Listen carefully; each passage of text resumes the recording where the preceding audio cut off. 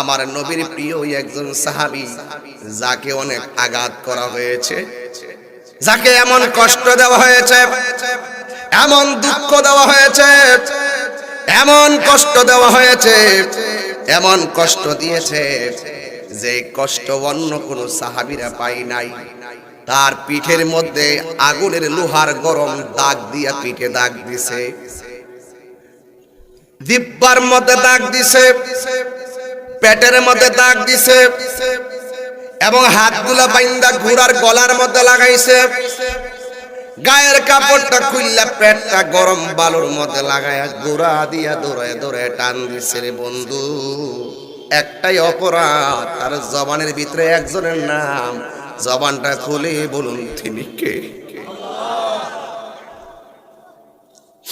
আল্লাহর জিকির করার কারণে যুগে যুগে বহুত যুগে মায়ের খাইছে।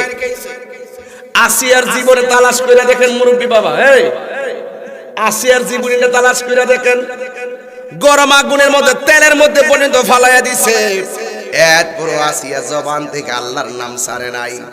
আল্লাহ যারে ভালোবাসে তারে বিভিন্ন পরীক্ষা দিবে। ইব্রাহিম নবীর দিকে তাকাও, নমরুদের আগুনের ভিতরে। ওই আয়ুব নবীর দিকে তাকাও, অলবডি কুষ্টি রোগের ভিতরে। যুবক ভাইরা আমার, জাকারিয়া পয়গম্বরের দিকে তাকাও, করাতের সিঁড়ির ভিতরে। আর হযরতে বেলালের দিকে তাকাও, তার পিঠের মধ্যে দাগ দিয়ে দিছে, দাগ দিয়ে দিছে। ওরা ডাক দিয়ে খবরদার, আল্লাহর জিকির করতে পারবি না, আল্লাহর নাম নিতে পারবি না। এই কথা বলার পরে লোহা দিয়ে আগুন দিয়ে এমন ভাবে লোহা গরম করে পিঠে লাগাইয়া দে।